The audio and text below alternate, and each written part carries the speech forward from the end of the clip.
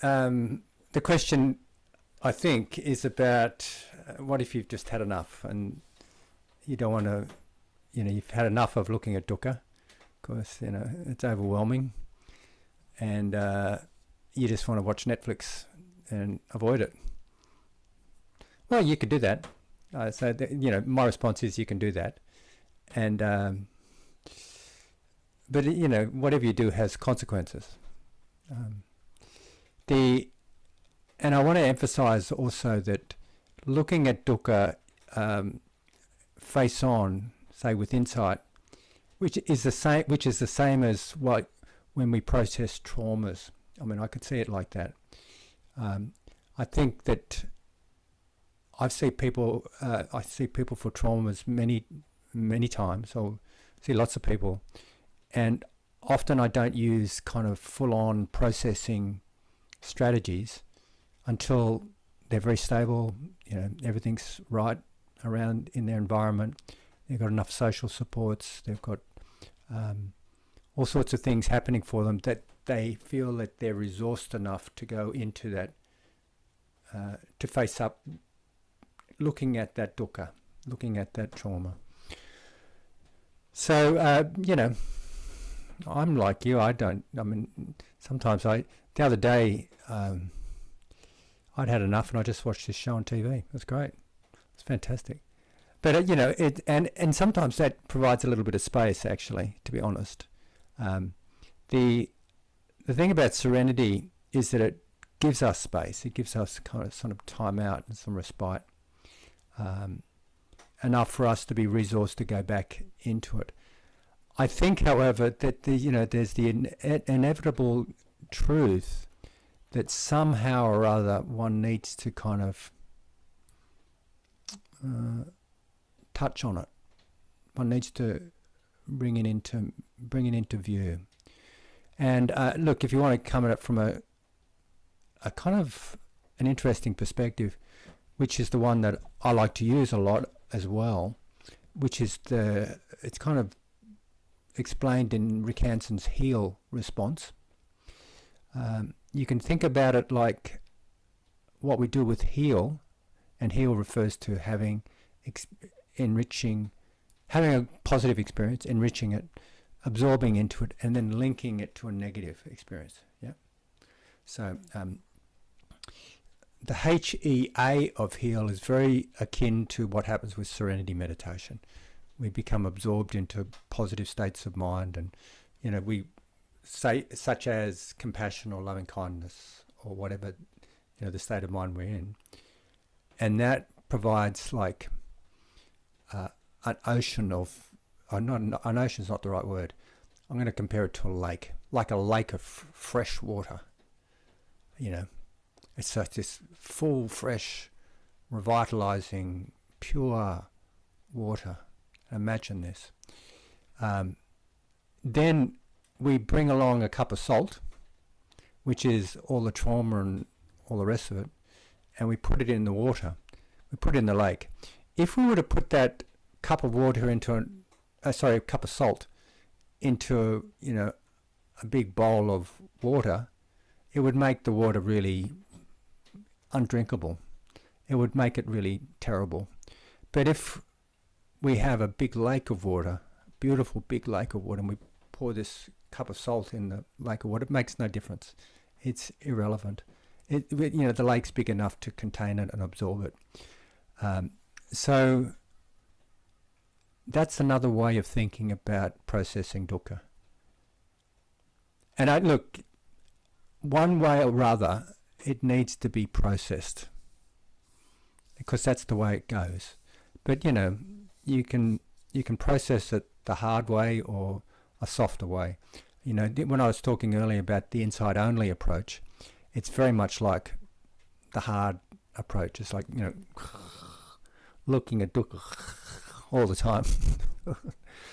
Whereas the insight and serenity approach is like you make you nourish and nurture all these wholesome states of mind, and then that gives you the resources to cope with the difficult stuff. Okay. I hope that answers the question. Yeah. Great. Thank you.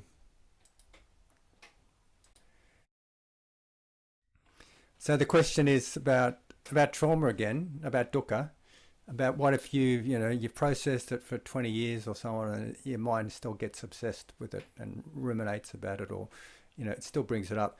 I mean, the terminology that you would use in trauma therapy would be having flashbacks or intrusive imagery or intrusive thoughts about it.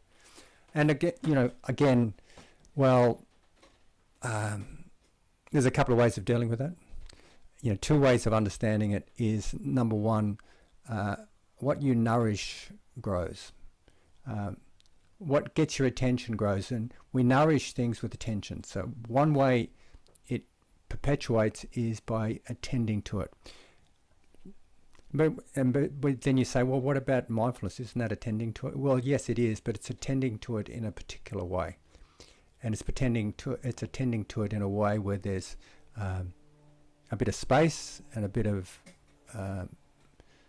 distance, and a lot of all these resources I'm talking about with compassion and kindness and all the rest of it.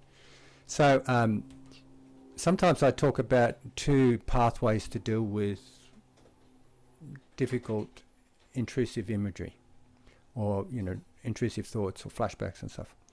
One way is to just shift your attention onto something else, so that it gets so strong that you no longer feed into that imagery at all, which is what a lot of people do. And sometimes people say that's sort of a distraction.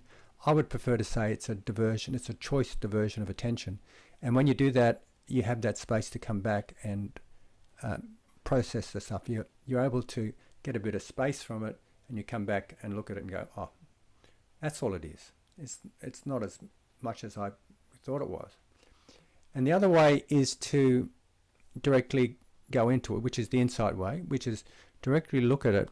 And in this way, one has that stance of distance, but not dissociation. It's not dissociation. It's a kind of it's a mindful stance, and you're going into it with those factors of the awakening factors of mindfulness, which is presence, being willing to be with it, investigation, which is inquiry, looking at it, really looking at it with that level of investigation of seeing really what's going on here, what's happening here, not being deceived by it, and energy. So these are the first seven factors of awakening. The energy in here, it pertains to having that perseverance to stick at it and not sort of waver and wander off, and just kind of a determination and sticking at itness. So then the other factors, if you remember, because some of you have heard me talk about these seven factors of awakening, the next factor is joy, which is essential, which is, I think, it's a factor of awakening. It's an essential in the process. And I know some of you say, well, what if you never find any joy? And I know some of you said that to me. What if there is no joy? Well, it is possible to somehow find joy. Joy is a factor there, and sometimes you can get, that factor is usually related to the joy of concentration, like a concentrated mind or a concentrated heart. But there's other ways of having joy or finding it. Often we just forget about it. We often we're not on the lookout for it. But if I give you the task of finding something that brings a smile to your face every day, like that's what that gratitude exercise is about in many respects. At the end of the day, you think of 10 things you're grateful for. People can find things they're grateful for. And that's, that arises joy, not the concentration type of joy, but the concentration that comes from appreciation. It's like mudita.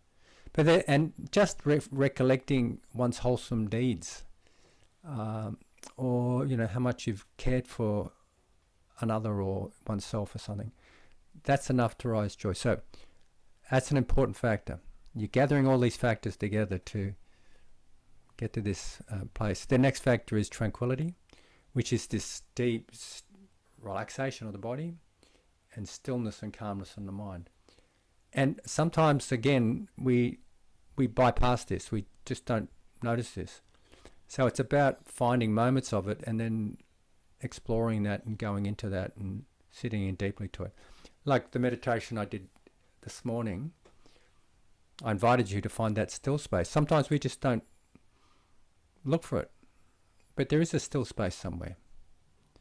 You know, it's below the turbulence. It's a little bit quiet, even if it's not, you know, may not be stillness at the level of, say, a jhana or something like that, but it's still quiet.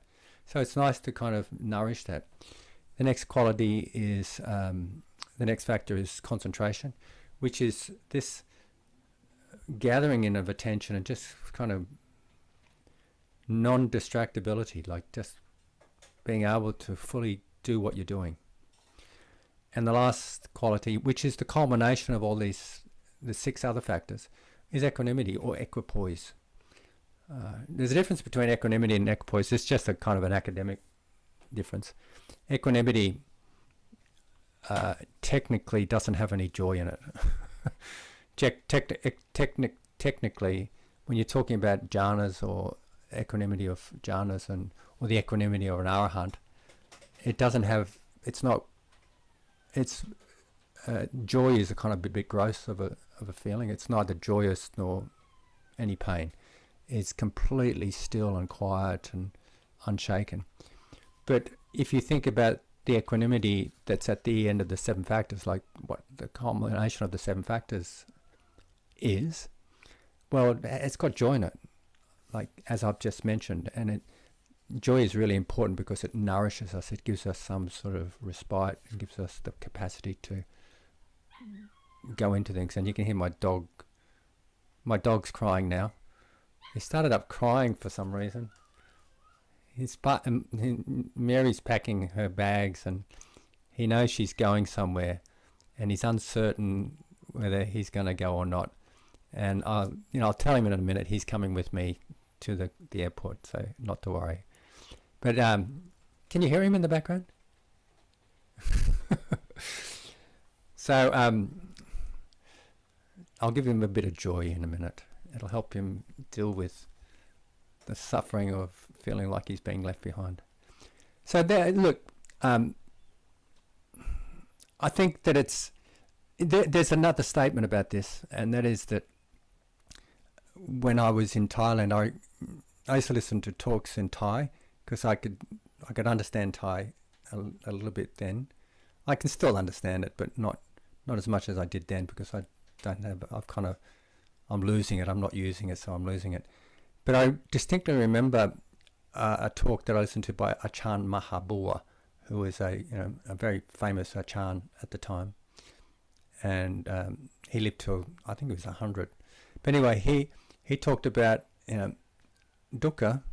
Dukkha is when you just can't stand it anymore. It's just that's it. That's look, I just can't take anymore. I can't take anymore. It's just got to the brim. That's it. If you can investigate that and understand that, that's really, really powerful. It's like really juicy mud, really juicy compost at the bottom of the pond. It really gives rise to a lot of juicy wisdom. So, yeah. I hope that answers the question. Okay, thank you. I had a friend who died from motor neuron disease. He was a very good friend, and he was more than a friend. He was my mentor, one of my main teachers, I think.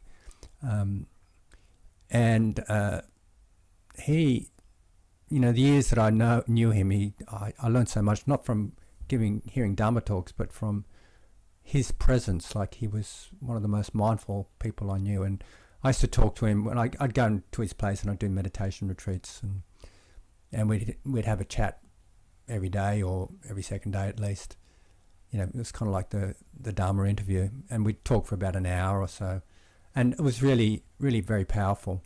And when he got motor neuron, he just sort of continued the practice, and And then, you know, I talked to him and he said, yeah, this is the practice.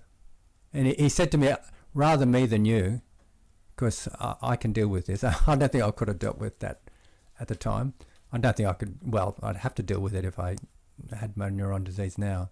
But he said, rather me than you, and it's a good practice. And